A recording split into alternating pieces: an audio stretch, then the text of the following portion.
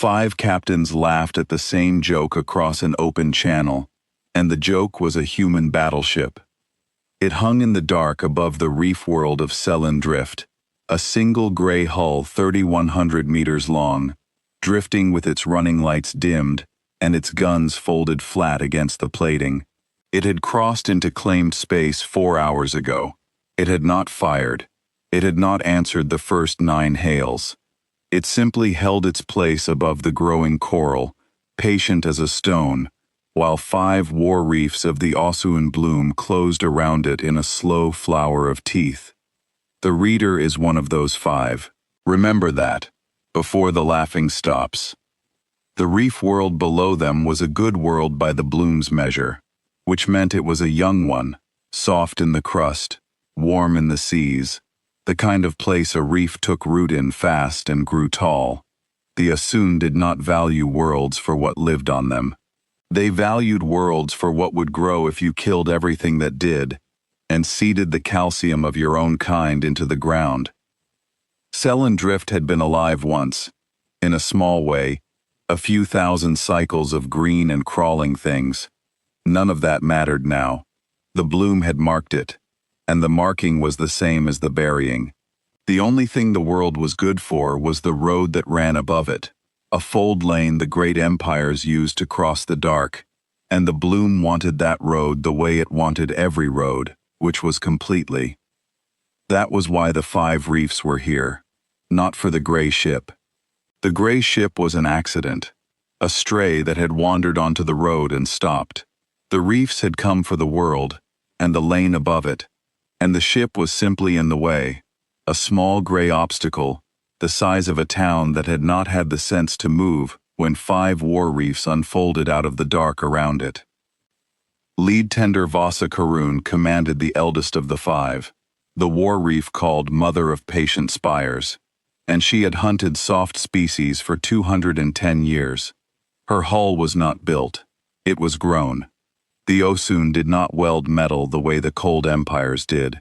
They seeded a reef into a young world's crust, fed it the bones of conquered fleets, and let it bloom upward into towers of living calcium and fused alloy until it could be cut loose and floated into the black as a warship 4 kilometers across. Her spires were 900 years old. They had eaten the navies of 40 worlds and grown stronger on every one. So when the lone human hull failed to run, Vasa felt no fear. She felt the small pleasure of a thing that has done its work for a very long time and knows it will do it again. She had felt that pleasure above 40 worlds. It was, if she was honest with herself, the only pleasure she had left. 210 years was a long time to be a captain of the bloom, and the years had worn the edges off everything but the work. She did not remember the names of most of the species she had ended. She remembered the shape of them as they died, the way a soft hull crumpled, the way a metal one came apart, the particular sounds a bridge made when the acid reached it. She remembered the begging. There was always begging, near the end, and the begging always took the same shape, and Vasa had come to find a strange comfort in that sameness. It told her the work was done correctly.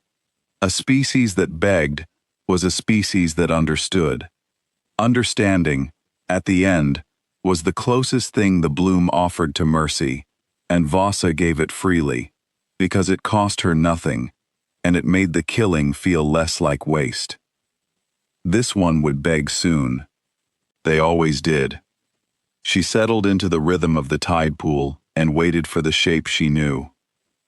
"It folds its weapons," said the second captain, Spire Warden Tennock, on the open channel. His reef was younger, hungrier, all jagged growth. "It folds its weapons like a creature folding its legs to die." The third captain laughed. The fourth captain laughed. The fifth, a quiet one named Oru, who tended the smallest reef, only watched. Vasa let them laugh. She had read the file the bloom kept on the human worlds, and the file was thin. A young species. A handful of colonies. Ships that burned metal instead of growing it. No reef craft, no living hulls, nothing that could feed the bloom and make it stronger.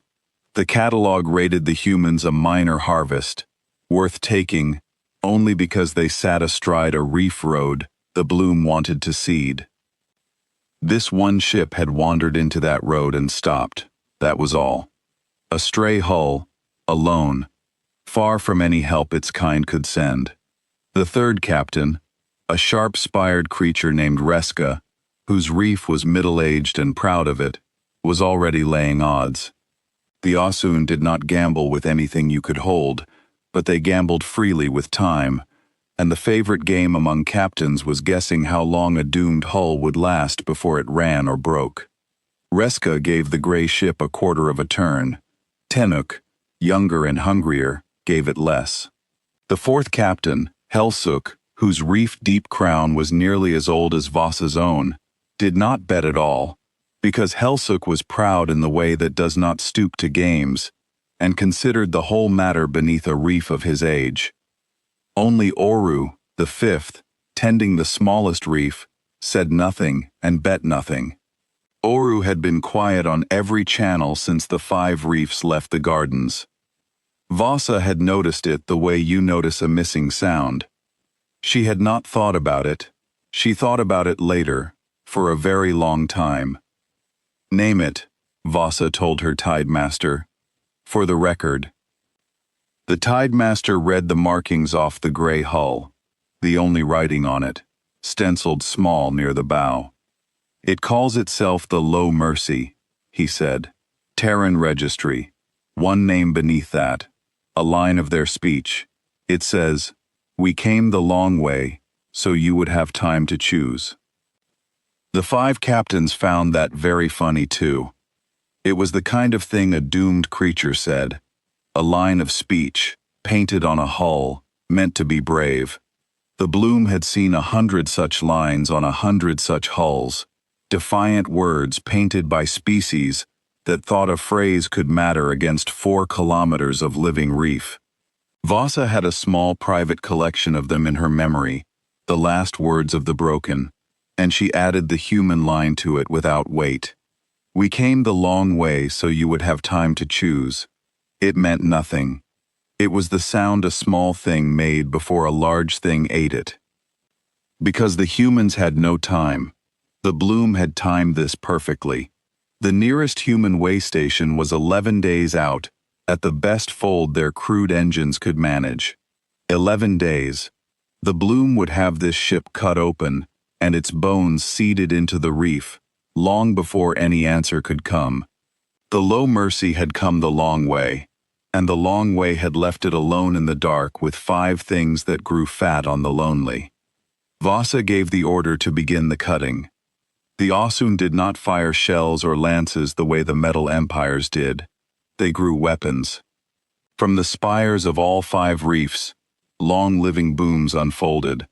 Kilometers of jointed coral tipped with a glowing acid glands that could dissolve a hull's plating to slurry and feed it back into the reef. The booms reached across the dark toward the gray ship, like the arms of a flower closing on a fly. 240 of them, from 5 reefs, converging on one hull 3,100 meters long. The Low Mercy did not move. It did not unfold its guns. It did not run. Vasa gave the order with the small pleasure of a thing doing its work. She did not hurry it. The bloom never hurried. Hurry was for the Metal Empires, with their burning engines and their short lives. The reefs had grown for 900 years, and they killed the way they grew, slowly, with patience, taking everything in its proper time. She let the booms unfold at the pace a flower closes, and she watched the gray ship sit in the center of them and do nothing, and she felt the certainty that had carried her across 200 years settle warm in her old chest. Vasa watched the booms reach it.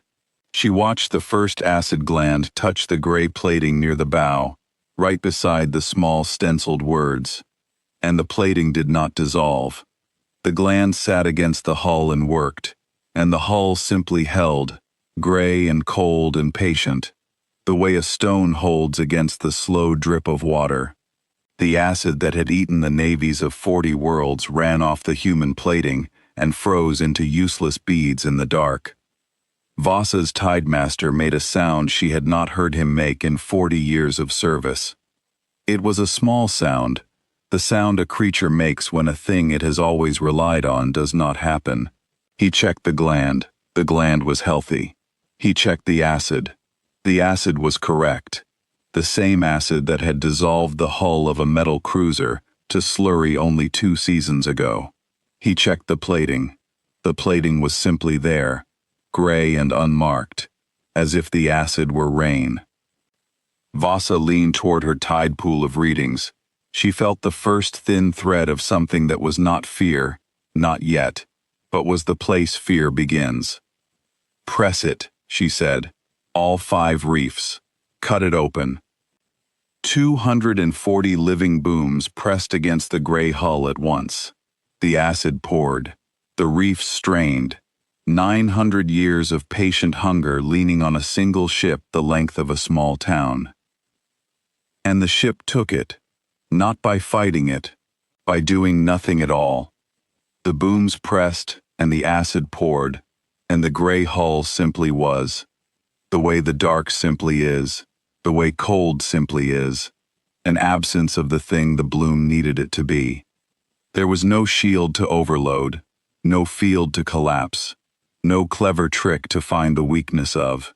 There was only metal, harder than the bloom had words for, sitting in the dark and refusing, with no effort at all, to be eaten.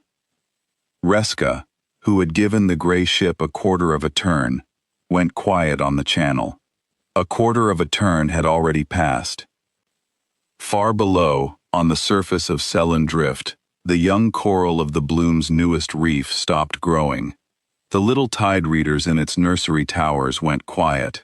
The colony's overseers would say later that the reef felt the human ship before any captain did, the way a fish feels a shadow it has no word for. The Low Mercy unfolded one antenna, just one, a thin gray line rising from its spine. It opened a channel to all 5 reefs at once, the channel the captains had used to laugh. A voice came through it, calm, unhurried. A woman's voice, speaking the trade tongue the bloom used for the species it ate. This is Sailmaster Cora Vale, of the Terran heavy battleship Low Mercy, the voice said. You have been cutting on my hull for 9 minutes. I wanted to be sure you were committed, before I asked you to stop. Tenuk laughed again, but it came out wrong this time, a little too quick. Stop, he said. It asks us to stop. I am asking, the voice agreed. Once I came the long way so there would be time for this part. There is still time. Pull your reefs back, leave the road, and let the people on Selen Drift go, and the 5 of you will tell your bloom what you saw, and live a long time telling it. Vasa had heard 1,000 soft species beg in 200 years. She knew the shape of begging. This was not that shape. The voice was not asking for its life. It was offering them theirs, the way a tide tender offers shelter to a small thing before the storm. And if we do not stop? Vasa said, because something made her ask. There was a short silence on the channel. Then you will be the reason your bloom learns the lesson the hard way, the voice said, instead of the gentle one. I would rather you didn't. I have read your reefs. There are children growing in your nursery towers. I would like them to bloom. The 5 captains went quiet. Then Tenuk, hungry, young, sure, gave the order Vasa would replay in her mind for the rest of her long life. Cut it in half, he said. And the Low Mercy unfolded its guns. The folded guns of the Low Mercy did not look like much when they opened. That was the first thing Vasa noticed, and it was the thing that frightened her most, later, when she had time to be frightened. There was no great blossoming of weaponry, no forest of barrels, no spires of acid glands rising to answer the bloom zone.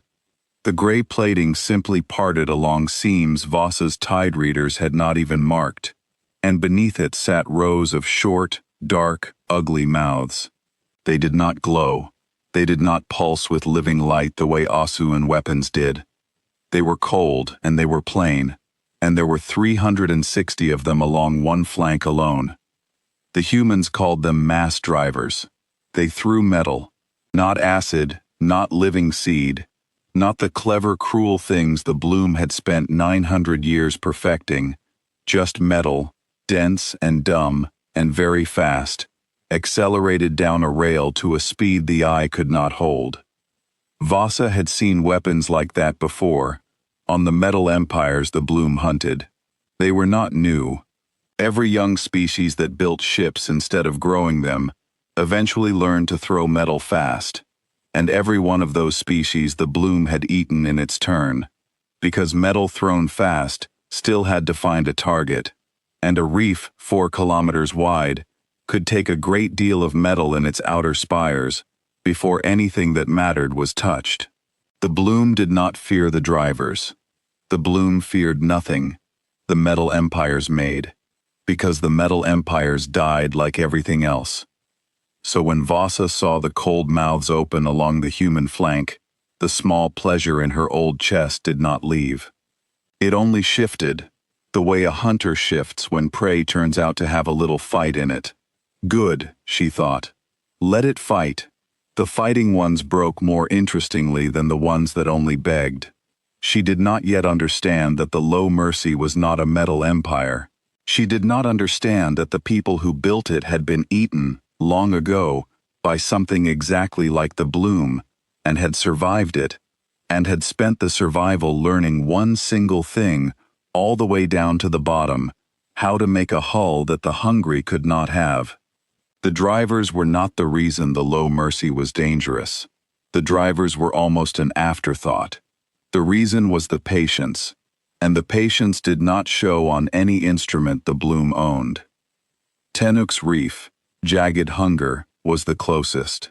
Its booms were the deepest into the human hull. Its captain had given the order. The Low Mercy fired on Jagged Hunger first. Vossa's tide pool went white. The readings climbed so fast the old display could not draw them, and then they stopped drawing anything at all, because there was, very suddenly, much less to draw. One flank of the Low Mercy spoke once. A single coordinated salvo of 360 mass drivers and 4 kilometers of living reef that had eaten the navies of 40 worlds came apart at the joints. It did not burn. There was no fire in the dark for fire to feed on. It simply broke. The fused calcium spires, 900 years in the growing, shattered along their growth lines and spread outward in a slow gray cloud of gravel and dust. And somewhere inside that cloud was Spire Warden Tenuk, who had laughed 3 times and stopped laughing once. The whole thing took 6 seconds. Vossa had watched reefs die before. She had killed reefs herself. In the old wars before the Bloom became one tide, when captains still fought captains over the right to seed a world. A reef did not die quickly. That was the thing every Osun knew in their calcium.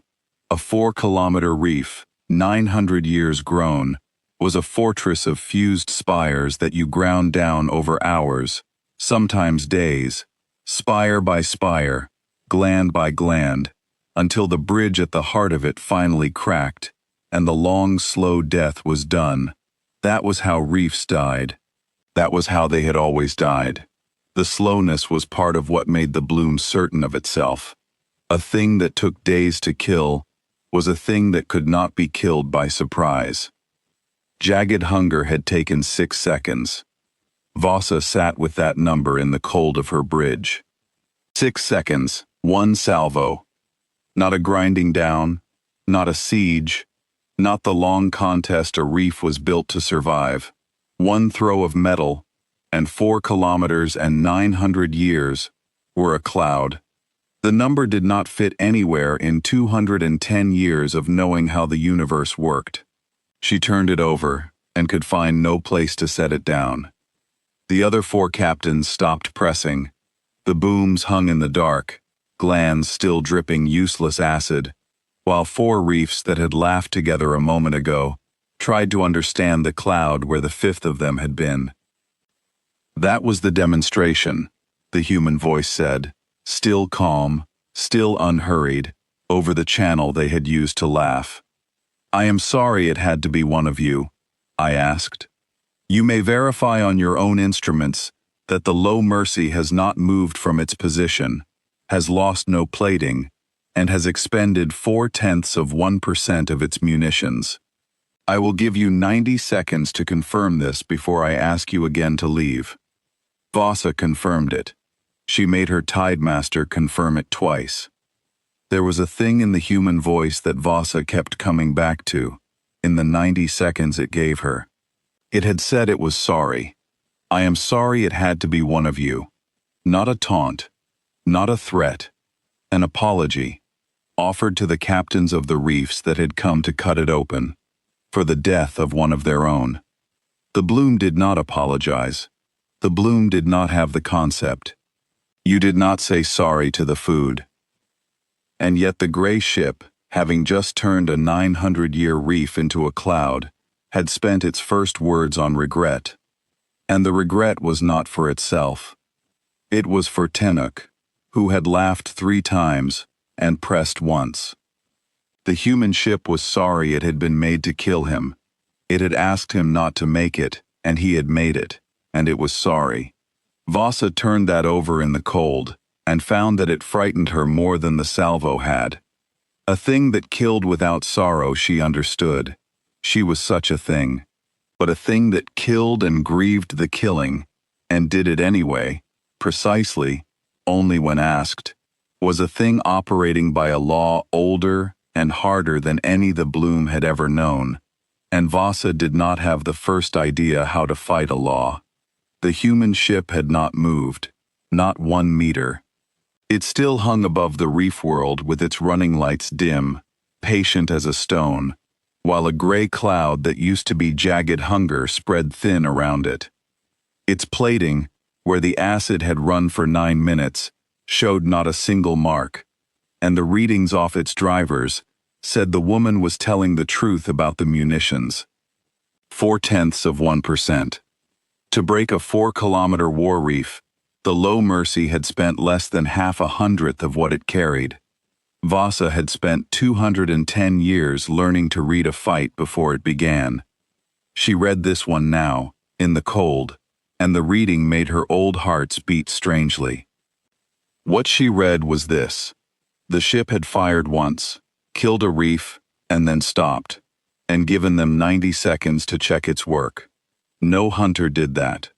A hunter that had the advantage pressed the advantage. A hunter that could kill a reef in 6 seconds killed the next reef in the next 6 seconds, and the next, until there were no reefs. The low Mercy had killed exactly 1 and then waited. And the waiting was not weakness, because she had checked, twice, and the ship had not heated, had not slowed, had spent 0.4%. The waiting was a choice. The ship was strong enough to kill them all, and was choosing, between salvos, not to. Vasa did not have a word for that. The Bloom did not have a word for that. There was no Osun word for a strong thing that paused to let a weak thing reconsider, because in 900 years of the Bloom, no strong thing ever had. The closest word she could find was a word the soft species used, a word the Bloom only knew, because it had heard the soft species beg for it. The word was mercy, and the ship had stenciled half of that word on its own bow, small, near the bow, where Vasa's Tidemaster had read it and laughed. The 4th captain, a proud one named Helsuk, whose reef was nearly as old as Vasa's, did not read it. Pride is slower than fear. It fired once, and we let it, Helsuk said on the captain's channel. 3 reefs at once, from 3 sides. It cannot break all 3. It is one hull. We are the Bloom. It broke Tenuk in 6 seconds, Vasa said quietly. Tenuk pressed alone and shallow, Helsuk said. We pressed together and deep, all of us, now. Vasa should have refused. She knew it even then. But she was the eldest, and the others looked to her, and 200 years of never having lost is a weight that pulls a captain forward, even when the cold in her chest says stop. So she did not refuse. She gave the order with the others. This is the part the reader must sit with, because the reader is one of the 5. Vasa was not a foolish captain. She was the most experienced commander the Bloom had floated in a generation. She had read the fight correctly. She knew, in the cold of her chest, that the human ship had killed one reef and spared them on purpose, that it had asked them twice to leave, that everything it had said had come true, and nothing it had said had been a lie. She knew all of that. And she gave the order to press anyway, because she had never lost. And a thing that has never lost cannot make its body believe in losing, no matter what its mind has read. The weight of all those victories pulled her forward off the edge she could plainly see. That is how the Bloom died. Not because it was stupid, because it was certain, and certainty is heavier than fear, and it pulls in only one direction. 3 reefs pressed at once. Mother of patient spires, Helsuk's deep crown, and the 3rd captain's reef, all of them driving their booms into the gray hull from 3 sides, all of them pouring everything their glands could pour. Only the 5th captain, quiet Oru with the smallest reef, held back, and Vasa noticed even in that moment that Oru held back. The low mercy answered all 3 at once. It did not turn. It did not need to. The cold mouths ran along its whole hull, 360 to a flank, and it had more than 2 flanks, and it spoke from all of them at the same time. Vasa felt the 3rd captain's reef die before she saw it on her readings, felt it as a silence where a voice had been on the channel. Then she felt Helsuk's deep crown begin to come apart, and Helsuk's pride went out of his voice all at once, and became something small. Pull back, Helsuk said. Pull back. Pull back. It is breaking my spires. Pull my reef back. It is not breaking your spires, the human voice said. And now there was something almost gentle in it, the way a healer's voice goes soft over a wound. I am breaking the booms you put into my hull. Look at your own readings, Spire Warden. I am cutting off your arms one joint at a time, and I am not touching your towers, and I am not touching your nursery. I can put a round through any of your nursery towers from here. I have not. Pull your reef back, and I never will. Vasa looked at her own readings, and the woman was telling the truth. The low mercy was firing with a precision that did not belong in war. It was not destroying reefs now. It was disarming them. Every joint of every boom that had pierced its hull was being severed. One by one, dense metal placed through living coral with the patience of a surgeon, while the spires those booms grew from stood untouched. The human ship could have broken all 3 reefs the way it had broken Tenuk. It was choosing not to. It was, Vasa understood with a slow, cold horror, being merciful, and it was telling them so, and it was doing it without raising its voice. Helsuk pulled his reef back. The 3rd captain was already dead. The 3rd captain's reef drifted, a gray cloud, gone. Vasa pulled her own reef back too, in that moment, and she felt the human ship let her. That was the word for it, the only word. It let her.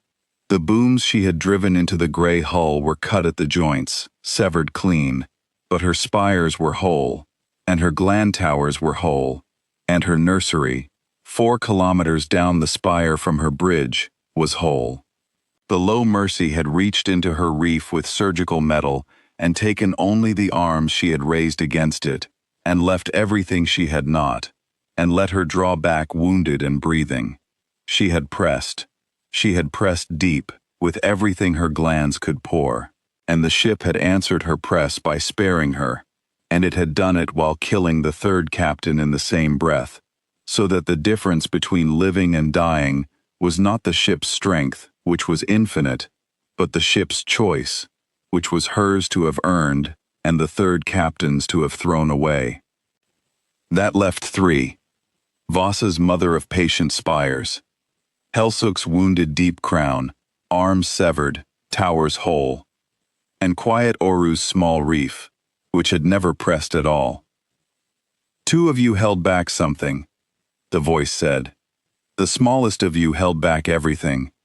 I want you to understand that I see that. I am the Low Mercy. I am a heavy battleship of the Terran defense, and I was built by people who lost worlds to creatures that grew fat on the lonely. And I was sent the long way to this road, so there would be time for the part where you choose. You have one choice left. Leave the road. Let Selendrift go. Tell your bloom what you saw. Vasa opened her mouth to give the order to leave. Helsuk, wounded, humiliated, his arms cut off and his pride cut deeper, gave a different order. He could not strike the human ship, so he struck the thing the human ship had said it would protect. He fired on his own nursery, not on the human, on the young reef growing on the surface of Selendrift, the colony the bloom had seeded into the crust, full of the little tide readers, and the children growing in the towers. If the human ship loved the lonely and the small, Helsuk would take that from it. He would make the human watch a thing it could not stop. He angled his spires down toward the world, and he poured. He managed it for 1.5 seconds. There is a kind of creature, Vasa would think later, that when it cannot win, decides that no one should. Helsuk was that kind. He had been proud, and the pride had been broken, and a broken pride does not reach for survival. It reaches for the worst thing it can still do, the one cruelty left in its grasp, and it does that thing not to gain anything, but only so that the thing it cannot beat will have to carry a wound too. Helsuk could not mark the human hull, so he reached for the world, and the world's young, and the soft growing things on the surface that the human ship had taken such care to spare, and he poured the bloom's bred acid down toward all of it, to make the human ship watch. The Low Mercy moved for the first time in 4 hours. It did not move much. It rolled, a slow gray turn of the whole hull, and one flank of cold mouths came to bear, not on Helsuk's reef, but on the line of fire between Helsuk's reef and the world. And the Low Mercy threw a wall of metal into that line, a curtain of dense rounds, so close packed that Helsuk's acid stream broke against it, and scattered into the dark and never touched the surface at all. Then the Low Mercy spoke, and for the first time, the voice was not calm. You fired on children, Cora Vale said. I came the long way, so you would have time to choose, and you chose that. Vasa watched Helsuk's deep crown, the wounded reef with its severed arms and its untouched towers, and she understood that the mercy was over. It was not loud.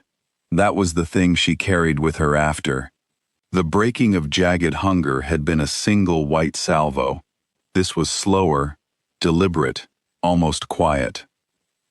The Low Mercy walked its fire up Helsuk's reef from the waterline of its spires, and it was careful, even now, even angry, to put nothing through the nursery towers where the children were, because the children had not chosen anything. It broke the captain's spire. It broke the gland towers. It broke Helsuk, who had laughed once, and pressed once, and fired on his own young once. And it left the nursery whole and drifting in the gray cloud of everything else. Then it stopped. And here is the thing the reader should hold, because the reader is one of the 5 who watched it. When Helsuk fired on the children, the human ship did not become cruel. A creature of the bloom, struck at its young, would have answered young for young. It would have ended Helsuk's nursery, and the third captain's, and Vasa's, every soft growing thing in every reef, because that is what the bloom did. That is the whole of the law it lived by. An eye taken for an eye, and then the rest of the body besides. The low mercy did not do that. It was angry. The calm was gone from its voice, and did not come back for a long time. And still, angry, it broke only Helsuk, and it threaded its fire so carefully around the nursery towers that not one child of the captain, who had just tried to murder a world, was harmed. The anger did not change what the ship was. It only changed how tired the ship sounded, while it did the thing it had always been going to do. 2 reefs remained, Voss's, and Oru's small one, that had never raised a boom. Lead tender Vossa Karun, the human voice said. It knew her name now. It had read it off her hull the way her tide master had read the name off its bow. You are the eldest. You did not fire on the children. The smallest of you never fired at all. I am going to ask you both one more time, and then I am going to stop asking, because I have learned tonight that asking has a cost, and the cost is paid by things that did not get a vote. Vossa's old hearts beat. Behind her, in the nursery towers of her own reef, 4 kilometers down the spire from the bridge, the children she had never thought about in 200 years of hunting were growing, soft and blind and new. What do you want? She said. It was not a question. It was a surrender shaped like words. I want you to leave the road, the low mercy said. I want you to let Selendrift go, and I want you to carry one true sentence to your bloom, because the bloom keeps a file on my people, and the file is wrong, and wrong files get worlds killed. The sentence is this: the humans are not a minor harvest. The humans are the people who got tired of being eaten, and built ships that cannot be, and learned to come the long way so there would be time to ask first. Carry that. Say it exactly, and you and the small one will grow old. Vossa looked at the gray hull that had not lost a single plate, that had spent 0.4% to break a 900-year reef, that had rolled once in 4 hours, and only to put its own body between a cruel captain and a nursery full of children that were not even human. She had hunted the lonely for 210 years. She had never once, in all that time, met a thing that was lonely on purpose. The low mercy had come alone, the long way, into a road full of teeth, not because it was weak and stray, but because it had decided that someone should stand on this road and ask the question before the bloom seeded another world. It had made itself the lonely thing so that it could meet the hunters of the lonely. She understood, finally, the name stenciled small on its bow. Low mercy, not no mercy. Low, the least amount of force the thing was willing to use. And she had just watched what the low setting did to 4 reefs in 11 minutes. She thought about the things she had said on the channel at the start, before the laughing stopped. She thought about the small private collection in her memory, the last words of the broken, all those defiant lines painted on doomed hulls, and how she had added the human line to it without weight. We came the long way so you would have time to choose. She had thought it was the sound a small thing made before a large thing ate it. She understood now that it had been a warning, the most honest warning her people had ever been given, and that the bloom had heard it as a joke, because the bloom could no longer tell the difference between a small thing begging and a large thing being kind. 900 years of eating had taken that from them. They heard mercy and thought it was fear, because fear was the only soft thing they had ever met, and so they had pressed, and so 4 reefs were a cloud. I will carry it, Vossa said. Quiet Oru, on the channel, said only, we will carry it together. And the reader, who was one of the 5, who laughed at the joke that was a human battleship, now sat in the gray-dusted dark above Selendrift, with 2 reefs left of 5, listening to a calm woman's voice explain, without raising it, exactly how badly the Bloom had read the file. The Bloom did not believe her. Vasa carried the sentence home exactly as the human had said it. She floated her wounded reef, and Oru's small one back along the road, away from Selen Drift, and she made the long, slow fold to the great gardens of the Osun, where the high reefs grew, the elder hulls 1,000 years old, that no fleet had ever broken. She stood before the Tide Council and the Council Reef, and she said the sentence whole. The humans are not a minor harvest. The humans are the people who got tired of being eaten, and built ships that cannot be. The Council Reef was the oldest thing in the gardens, a fused mountain of calcium 10 kilometers across, that had never moved and never would. It was not a warship, it was a memory, the grown-together remains of every elder reef that had ever led the Bloom. Their bridges merged spire to spire across the centuries, until the Council was less a place than a single vast old mind made of all the dead captains who had decided things. Vasa had stood before it 9 times in her life, each time to be honored. She had never stood before it to be doubted. She did not know, until she felt it, how heavy the old mind's doubt was. The Tide Council heard her. Then they did what councils do when a thing they have always known turns out to be wrong. They decided that Vasa was the thing that had failed, not the file. 5 reefs, said the eldest of the council, a creature so old its voice came out as a grinding of calcium. 5 reefs, of the Bloom, against 1 metal hull 3,100 meters long. And 3 reefs are a gray cloud, and a 4th is a ruin, and you come home to tell us the file is wrong. The file is not wrong, Lead Tender. Your captains were soft. Tenuk pressed alone. Helsuk fired on his own nursery and broke discipline. You did not coordinate. 1 ship cannot break 5 reefs that move as one. So we will send a tide that moves as one. Vasa tried to tell them about the 0.4%. She tried to tell them about the roll, the single roll in 4 hours, the human ship putting its own body between Helsuk's acid and the children. She tried to tell them that the low mercy had been the least of a thing, not the most. She tried, in particular, to make the old mind understand the thing that frightened her most, which was not the ship's strength. It was the ship's restraint. A strong enemy the Bloom understood.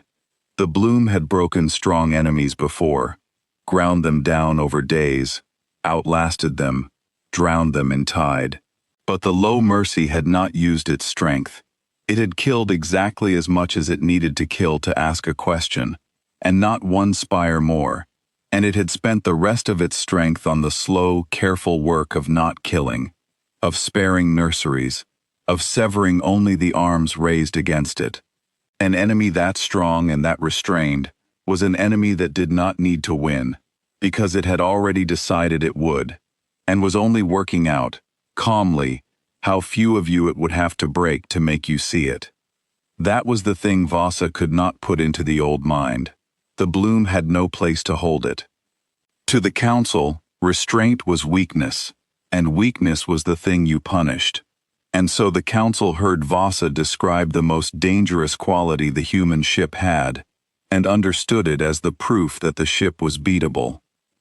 The council heard a frightened old captain making excuses. They had never lost. The weight of never having lost pulled them forward the same way it had pulled Vasa toward Tenuk's bad order. So they gave the order that 200 years of victory made them give. They grew a tide.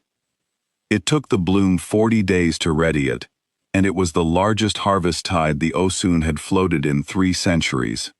60 war reefs, not the small jagged ones like Tenuk's, but mature hulls, 3 and 4 kilometers each, their spires fused hard and their gland towers heavy with acid bred specifically, in those 40 days, to eat the cold gray alloy the human ship was made of. The Bloom's seed masters had taken a sample from one of the frozen acid beads off the Low Mercy's hull and grown a new gland in answer. They were certain of it. They were the Bloom. They adapted. They had always adapted, and adaptation had always been enough. 60 reefs, 240 kilometers of living warship, they folded toward Selen Drift to take the road, eat the world, and break the single gray hull that had embarrassed the file. The Seedmasters were the proudest of all. They had done the thing the Bloom was best at. They had been hurt by a new enemy, taken a sample of what hurt them, and grown an answer to it, the way the Bloom had grown an answer to every enemy for 900 years. The acid that froze on the human hull would not freeze on it now, they promised. They had read the gray alloy down to its lattice. They had bred a gland that would key into that lattice and unmake it. They floated 40 new acid towers on every reef of the tide, heavy and certain, and they told the council the file was safe. The file had always been safe. The file only needed the Bloom to do the one thing it had always done, which was adapt. No one in all the gardens asked the question Vasa could not stop asking in the cold of her own bridge. The question was simple. If the humans had been eaten once, long ago, by something exactly like the Bloom, and had survived it, and had built a hull the Bloom's best acid could not touch, then what did the humans already know about the Bloom's adapting? What did a species learn, over the long years of not being eaten, about the things that ate? The Seedmasters had taken one sample of the human ship. How many samples, Vasa wondered, had the human ship already taken of the Bloom? Vasa went with them. She was made to. The council wanted the old captain, who had been broken once, to watch the Bloom do it right, so that she would carry home a corrected sentence. They put her wounded reef at the rear of the tide, where it could see everything and matter to nothing. Quiet Oru came too, the small reef tucked in beside hers, and the two of them rode at the back of a flower of 60 teeth and said very little to each other on the captain's channel. In the 40 days of the breeding, Vasa had done a thing no Osun captain had done in 900 years. She had tried to learn about the people the Bloom was about to fight. The file the Bloom kept on the humans was thin, 3 lines and a rating, a minor harvest astride a useful road. So Vasa had gone deeper, into the old records the Bloom kept and never read, the swallowed memories of the worlds it had eaten, looking for any trace of a people who built gray hulls that acid could not touch. She found one. It was old, older than the Bloom's oldest reef, a memory taken from a species the Bloom had digested so long ago that nothing remained of it but a few scraps of swallowed knowing. And in that scrap, there was a single line about a young metal people, far across the dark, who had been hunted nearly to nothing by a tide of living ships, and who had not died, and who had come out of the hunting changed, with a saying their survivors carried. The saying was this: "We will not be eaten, and we will not become the thing that eats." Vasa read that line 40 times in 40 days. The Bloom had fought the first half of that saying. It had never once imagined the second. She tried to tell the council about the line. The council did not read swallowed memories. The council was made of captains who had won, and winners do not study the sayings of the nearly dead. So Vasa carried the line alone, at the back of the tide, and she understood it more completely with every hour of the fold, because the low mercy had shown her the second half of the saying twice already, and she had been too certain, the first time, to see it. Quiet Oru, beside her, was the only one she shared it with. "It will still be there," Oru said once, on the long fold. "How do you know?" Vasa said. "Because it told you it would hold the road," Oru said, "and it has not, in anything it has said or done, told you a single thing that was not true." They were quiet for a long stretch of the fold. Then Oru said the thing that had been under the quiet the whole time, the thing the smallest reef had understood from the first hour above Selen Drift. "I did not press," Oru said. "Do you know why?" "Because you are cautious," Vasa said. You have always been cautious.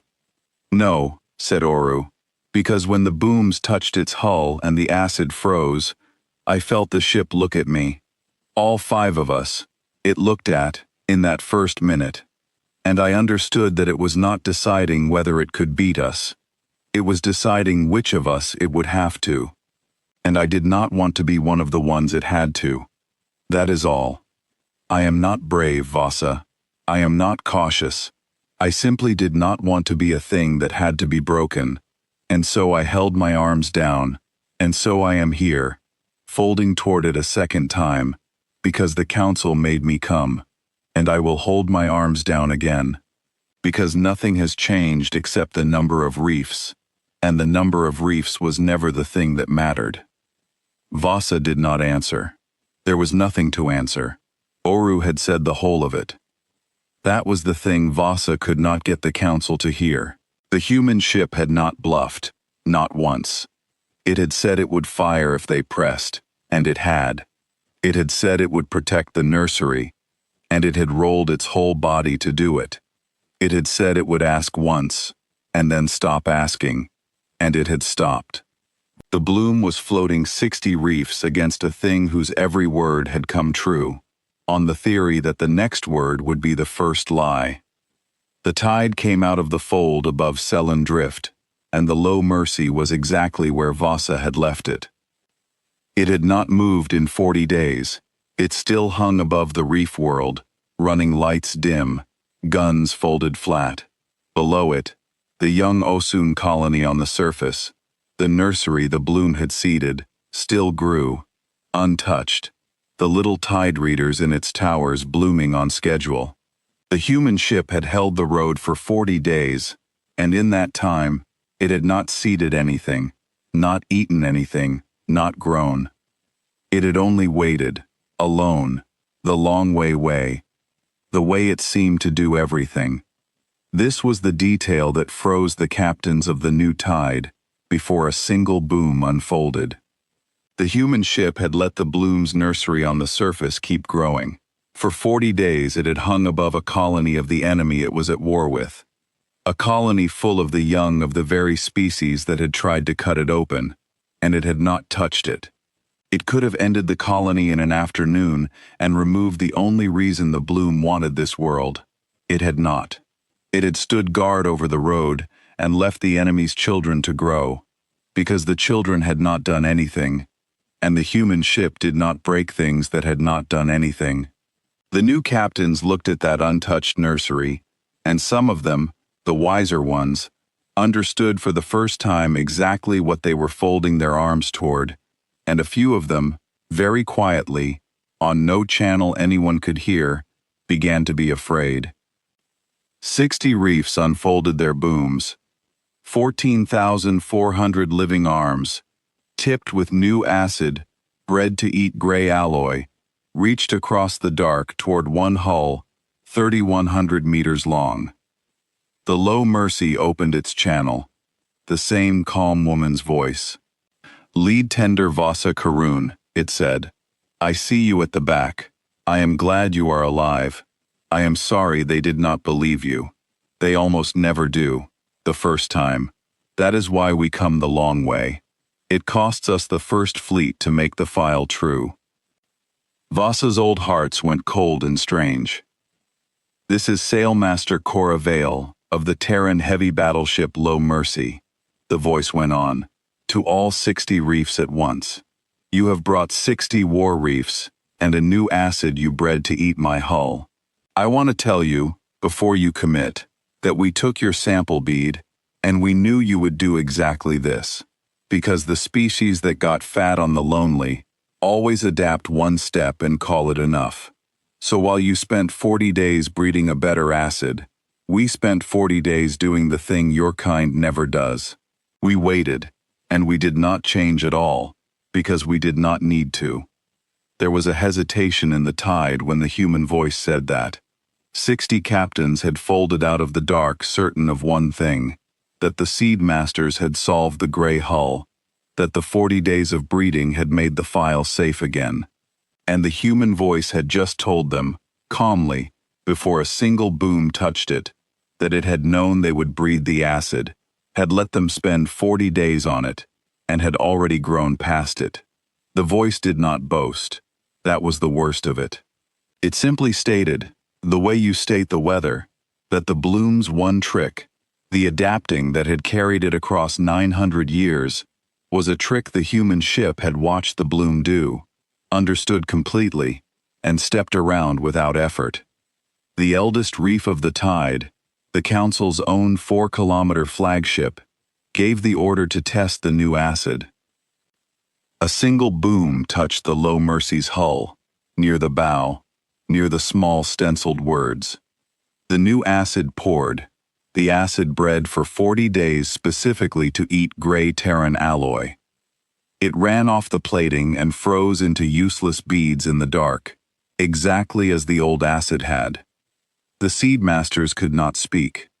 Vasa heard them try, on the technical channel, heard them check the gland and find it healthy, and check the acid and find it correct, and check the lattice of the human plating, and find that the lattice had changed, that it was no longer the lattice they had bred their answer against, that the human ship had read its own samples of the bloom, and grown a new skin in the 11 hours it took the bloom to do nothing useful at all. 40 days of the Seedmaster's best work, the proudest craft of the proudest people, undone before it was even fully poured, by a hull that had spent those 40 days simply waiting, and then, in less than half a day, become a thing the acid had never been bred for. There was a silence on the tide's channel that Vasa would remember as the moment the bloom's 200 years of certainty cracked all the way through. We knew the shape of your sample, the Low Mercy said, so we changed the shape of our skin. It took your Seedmasters 40 days to breed one acid.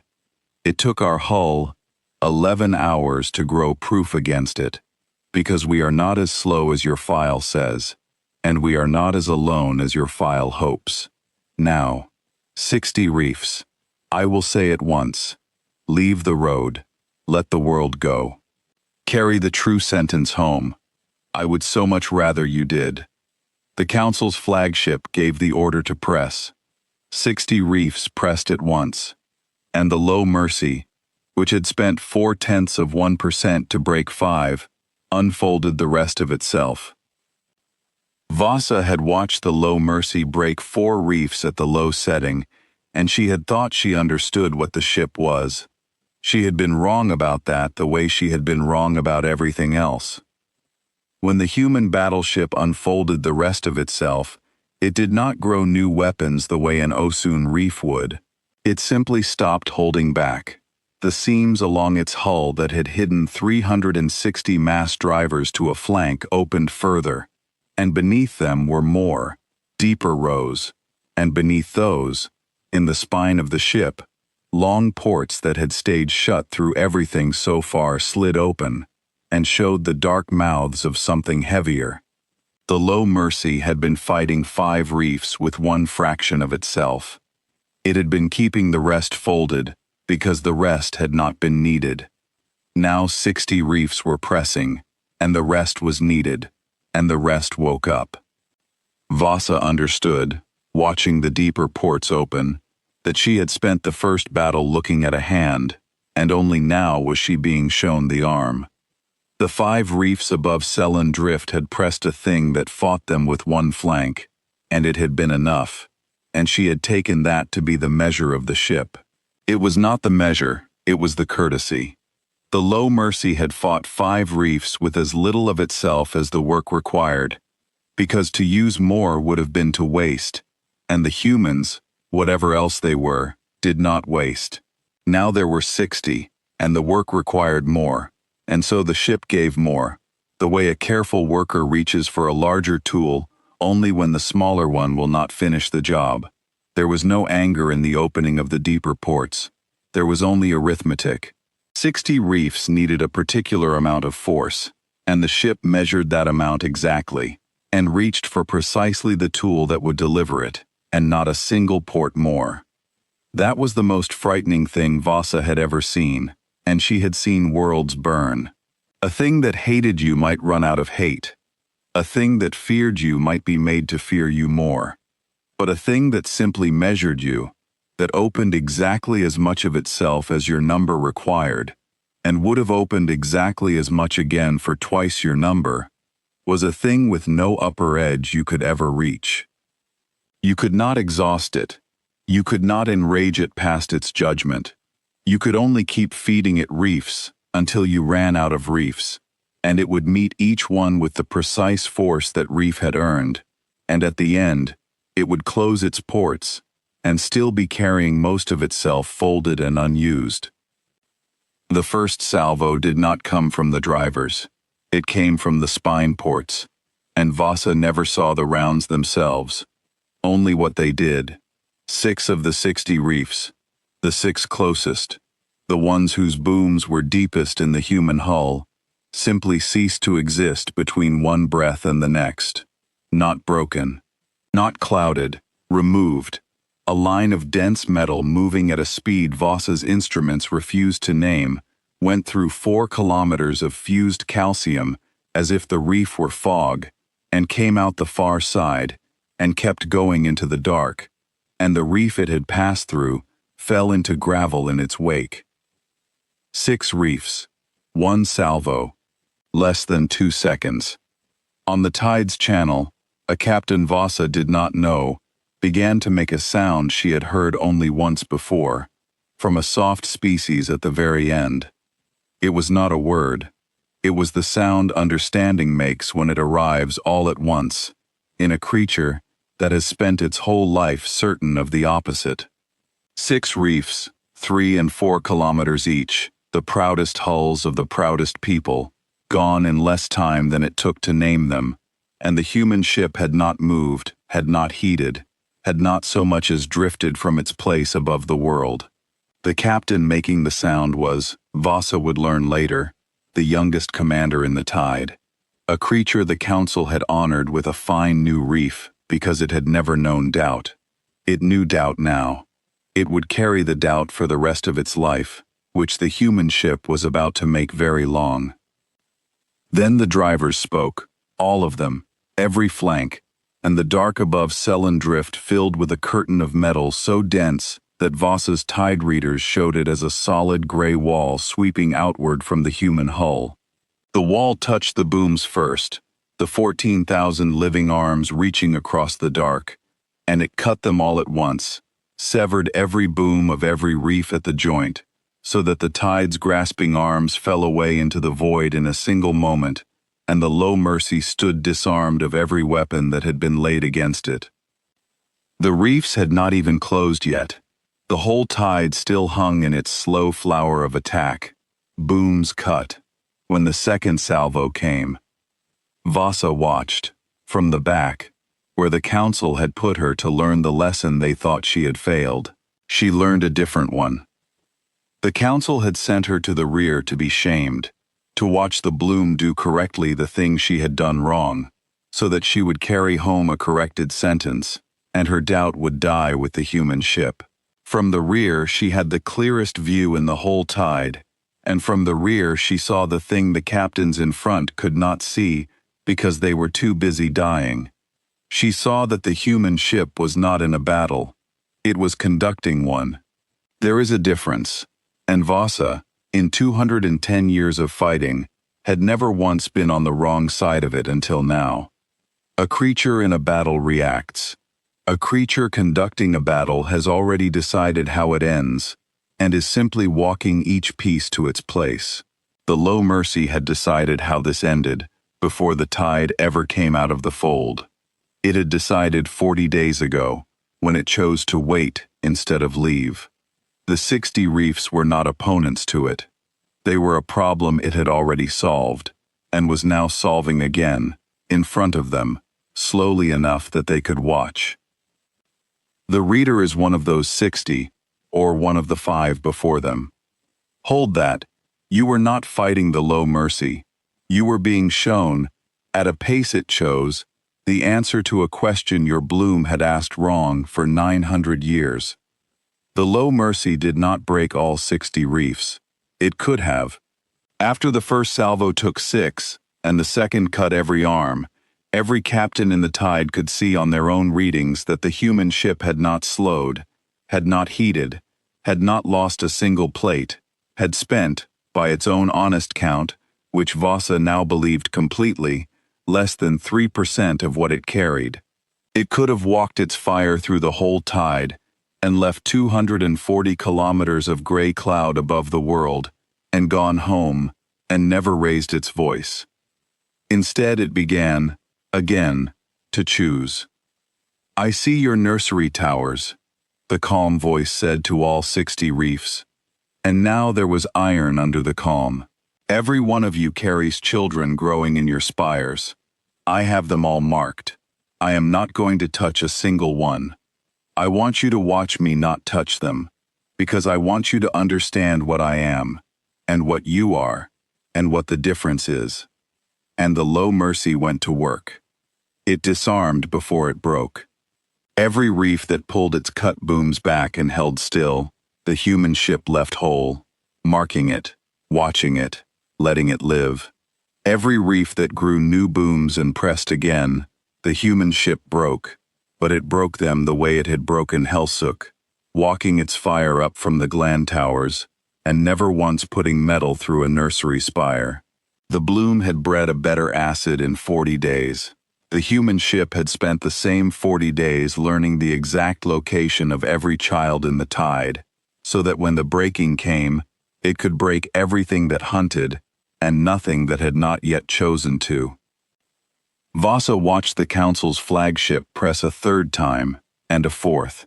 She watched it order reef after reef forward into the gray wall, certain, always certain, that the next push would be the one the human ship could not answer. She watched 20 reefs fall to gravel. She watched 20 more pull back, booms cut, and live. And through all of it the low mercy did not move from its place above the world, did not turn, except to put its body between fire and a nursery, did not raise its voice, did not lie. What broke the tide, in the end, was not the dying, it was the watching of the choosing. A reef could fold toward death, certain it was a fair fight, and die, and the dying would mean something. But the captains of the new tide were not allowed that.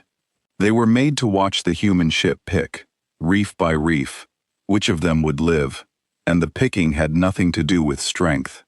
The strong reefs that pressed died. The weak reefs that held still lived. The proud council flagship that pressed hardest would die hardest. And the small, cautious reefs that pulled their cut booms back and held their arms down were marked, and watched, and spared, one after another, until the captains, still pressing, understood that the only thing the human ship was measuring was their cruelty, and that every one of them who lived would live as proof that the ship had judged them and found them worth keeping, which is a harder thing to carry home than a clean death. The bloom had never been judged before. It had only ever judged.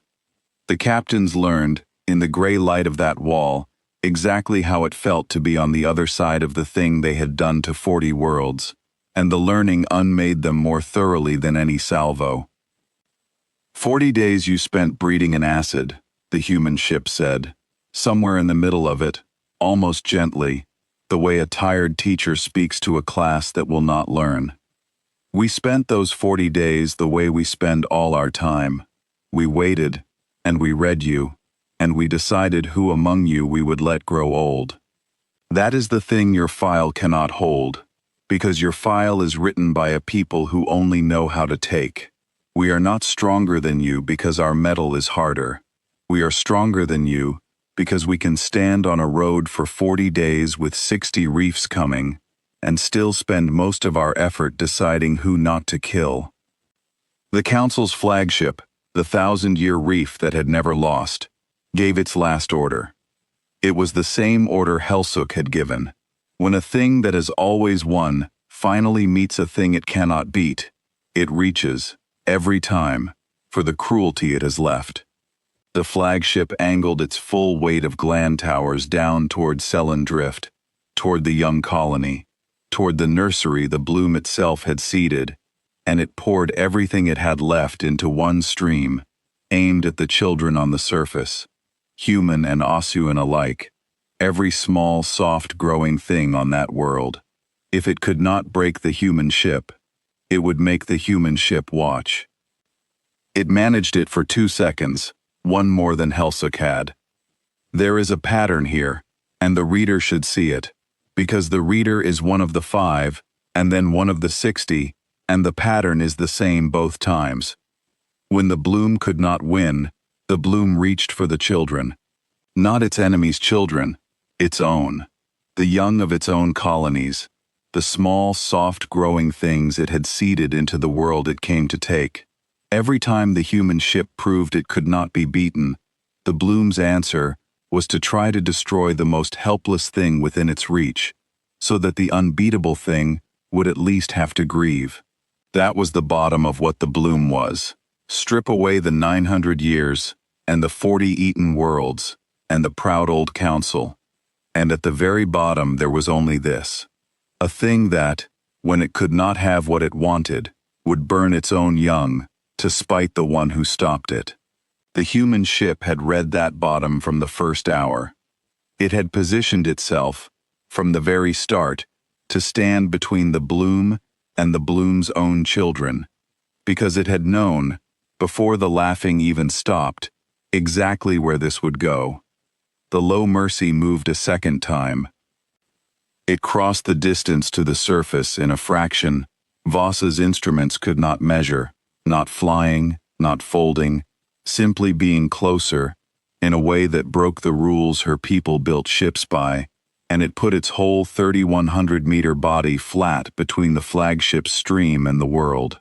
The acid bred-to-eat gray alloy poured against its back for 4 full seconds, and froze into useless beads, and fell as harmless gravel into the high air of Selen drift, and not one drop reached the nursery. Vossa saw it from the rear, and she remembered the line from the swallowed memory, the saying the human survivors had carried out of their own near ending: "We will not be eaten, and we will not become the thing that eats." She watched a gray ship put its own body between a cruel reef and the reef's own children, taking the acid on its back so that nothing soft and blind on the surface would feel it, and she understood that she was watching the second half of that saying made into metal and welded into a hull 3,100 meters long. The Low Mercy was the answer a people gave when they refused both halves of the trap. It would not be eaten, so it built a skin nothing could eat, and it would not become the thing that ate, so it spent its impossible strength shielding the young of the very enemy that was trying to murder a world to spite it. Both halves of the saying, at once, in one motion, while the calm was gone from its voice, and it was as angry as Vossa would ever hear it. Even angry, it would not become the bloom. That was the whole war, right there, in 4 seconds of acid falling harmless into the high blue air. Then the Low Mercy spoke, from above the world it was shielding with its own hull, and the calm was entirely gone. "You seeded these children yourselves," Cora Val said, "and the moment you could not have the road, you tried to burn them to hurt me. That is the whole of what your bloom is. I have read your file too. It is very long. It is mostly worlds you ate. I am going to leave you one line in it that is not." The Low Mercy broke the Council's 1,000-year flagship.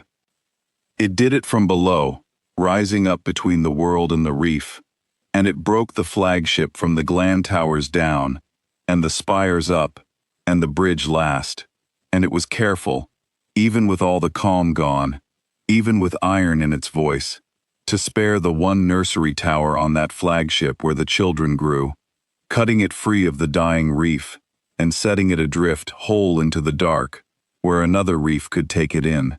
Even now, even at the flagship that had tried to burn a world to spite it, the Low Mercy broke the captain and saved the children, because that, Vossa finally understood, was the entire difference between the two species, written small and stenciled on a gray bow.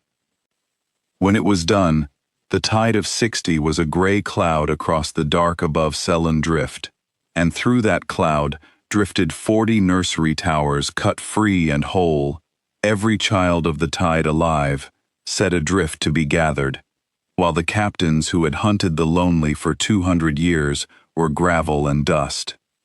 40 reefs broken, 20 pulled back and lived, 40 nurseries saved out of the wreck of every single hull, and the low mercy hung above the world, running lights dim, plating unmarked, having spent, by its own true count, 11% of what it carried. 11%. To break the largest harvest tide the bloom had floated in 3 centuries. Vasa did the arithmetic, because she was a captain, and arithmetic was the last solid thing she had. 5 reefs had cost the human ship 0.4%. 60 reefs had cost it 11. The numbers did not scale the way fear wanted them to. 11 was not 12 times 0.4. It was less. 60 reefs had cost the human ship proportionally less per reef than 5 had, because the human ship had gotten more efficient with practice, because it had spent the 40 days learning, because it was a thing that improved, while the bloom only adapted 1 step and called it enough. And if 11% broke 60 reefs, then the whole of what the low mercy carried, the 89% it had not touched, would break how many? Vasa ran the number and then stopped running it, because the number was the size of the bloom. The number was every reef in every garden. 1 ship. 1 gray hull 3,100 meters long. It carried, folded, and cold and unused, enough to end her entire people, and it had spent its whole strength, in 2 battles, on the work of not doing that. Vasa sat at the back of the dead tide, her wounded reef untouched because she had never pressed, quiet Oru's small reef beside her untouched because Oru had never raised an arm, and she listened to the human ship call her name, one more time, across the gray cloud of everything the bloom had been so certain of. Lead tender Vasa Karun, the low mercy said. You have now watched it twice, once with 5, once with 60. I want you to do something for me, and it is not a thing you will want to do, and I am going to ask you anyway, because I have learned that asking has a cost, and I am willing to pay it again. Vasa's wounded reef drifted in the gray cloud of the tide. Her old hearts beat slow. Behind her, in her own nursery towers, the children she had never once thought about in 200 years of hunting grew on, blind and soft and new, alive because she had not pressed. What do you want? She said. The same surrender shaped like words. She had no other shape left. I want you to gather them, the low mercy said. The towers, the children of the tide, 40 nurseries cut loose, and drifting in the wreck of 60 reefs. You and the small one are the only reefs left that can take them in. I have herded them toward you. I want you to gather every one, every child of every captain who tried to burn a world tonight, and I want you to keep them, and raise them, and tell them the truth. Vasa did not understand, at first. The bloom did not gather the children of the broken. The bloom did not keep what it could not use. A reef that lost was a reef that fed the victor. That was the only law she had ever known. They are not mine, she said. Their captains pressed. Their reefs are gravel. By the bloom's law they are forfeit. By the bloom's law, the low mercy agreed. Not by mine. I do not kill children for the crimes their captains chose. I have spent 2 battles proving that to you, in the only language your file understands. Gather them, lead tender, every one. And when they are old enough to ask why they grew up in your spires instead of their own, you tell them the true sentence, and you tell them I asked you to. Tell them a human ship held the road above Selen Drift for 40 days, and broke their fathers and saved them, and asked an old captain who never pressed to raise them. Tell them what the difference was. Tell them so that in 200 years, when one of them commands a reef, the file is finally true, and no human ship ever has to come the long way to this road again. Vasa understood then. She understood the whole of it, all at once, the way you understand a thing that has been in front of you for a very long time. The ask was not a kindness to the children, though it was that. The ask was a sentence passed on Vasa herself, the cruelest and most merciful thing the human ship could have done to her, and it knew it, and it did it anyway, because asking had a cost, and the ship had decided long ago to keep paying it. The low mercy could have left Vasa to carry home a number, 11%, 60 reefs, a defeat. The Bloom would have argued about the number for 100 years and learned nothing. Instead, the ship had handed her 40 nurseries full of the orphaned young of everyone who had laughed, and told her to raise them, so that Vasa would spend the rest of her long life inside the truth instead of merely reciting it. She would not carry a sentence. She would become one. Every day for 200 years, she would feed and tend and teach the children of the captains the human ship had broken, and every day, the truth of what the Bloom was, and what it had failed to be, would be the air she breathed, and the work of her hands. The human ship had not asked her to remember the lesson. It had built her a life that was the lesson, and there was no escaping it, and that was the most merciless mercy Vasa had ever been shown. The low mercy had not come to win. Winning was 0.4%. The low mercy had come to change the file. Not the catalog the Bloom kept on the humans, but the deeper file, the one written into the reefs themselves, the law that said the strong eat the lonely, and the children of the broken are forfeit. The human ship could have broken the Bloom in an afternoon, and gone home, and let the Bloom write whatever lie it pleased over the grave. Instead, it had stood on one road, alone, the long way, twice, and spent 40 children's lives' worth of mercy on the slow work of raising an old enemy captain into the only thing that could carry the truth forward, a survivor who had seen it with her own readings and lived. "They will hate me," Vasa said, "when they are grown. The children, they will know their fathers were broken by the thing I serve." "Some of them," the low mercy said, "for a while, and then one of them will command a reef, and meet a stranger on a road, and remember what you told them, and choose to ask before pressing. And on that day, the long way will have been worth it. That is how the file changes, not in a battle, in the children of the people you spared. I am a warship lead tender. I am very good at the battle. The battle was never the hard part. The hard part is the 200 years after, and that part I cannot do. That part is yours." Vasa was quiet for a long time on the channel. The gray cloud of 60 reefs drifted around her, and through it, herded gently by the human ship into a slow current, drifted the 40 nursery towers, cut free and whole, full of the blind, soft young of everyone who had laughed.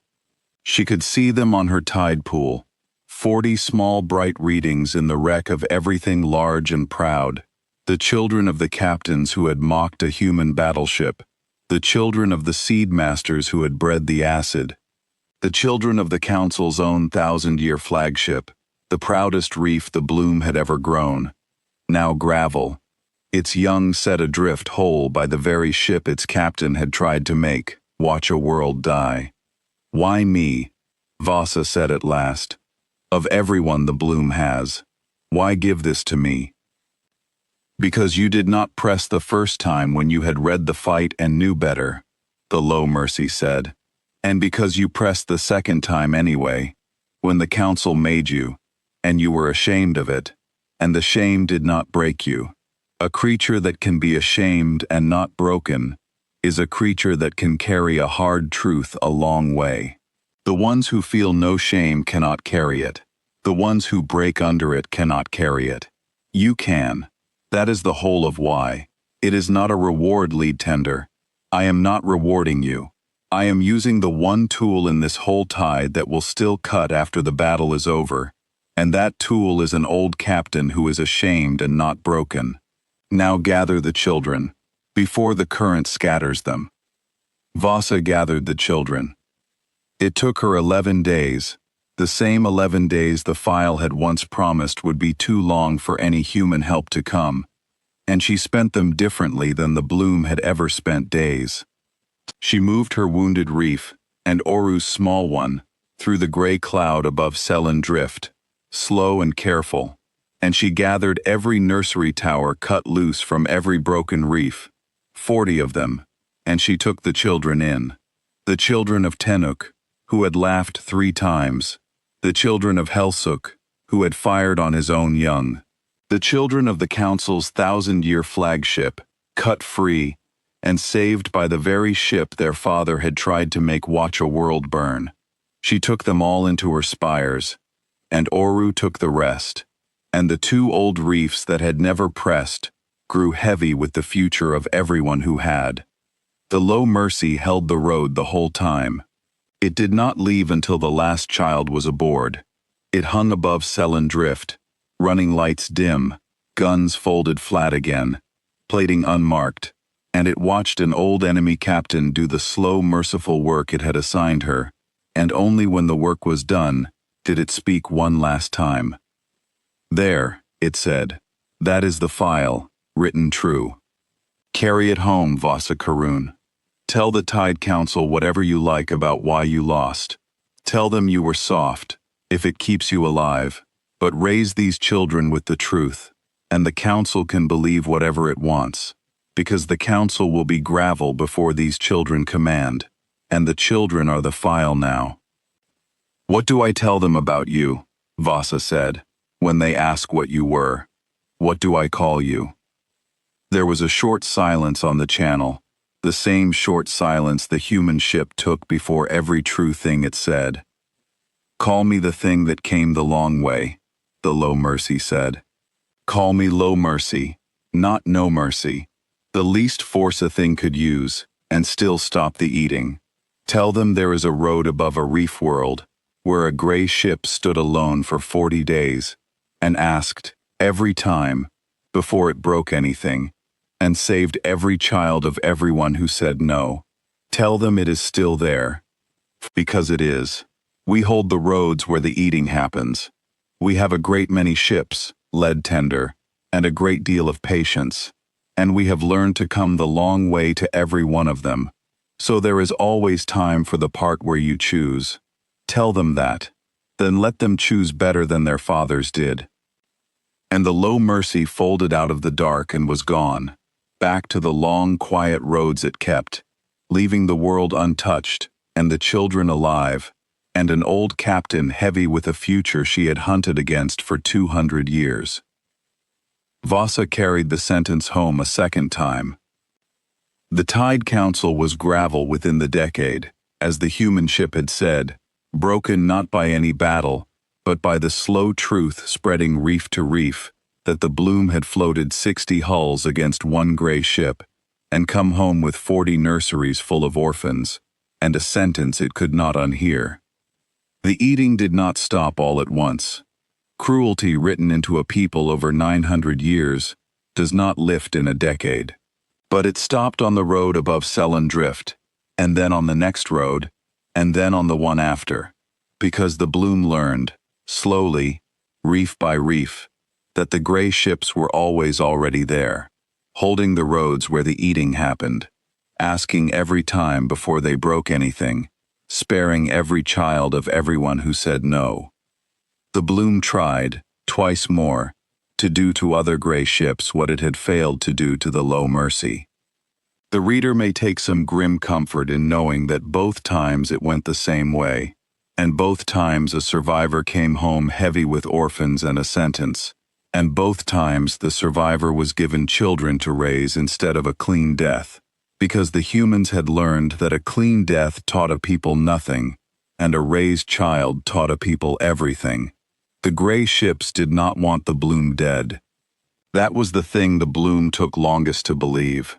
A people that has only ever eaten cannot imagine an enemy that does not want it dead, and so the bloom spent 2 more tides finding out, the hard way, that the humans had decided long ago that a dead bloom was a wasted bloom, and that the only victory worth the cost of a gray ship's patience was a bloom that stopped eating and grew old.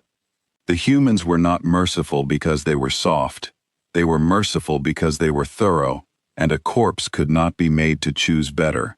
And they wanted, above all things, for the bloom to choose better, because a bloom that chose better was a road they would never have to hold again.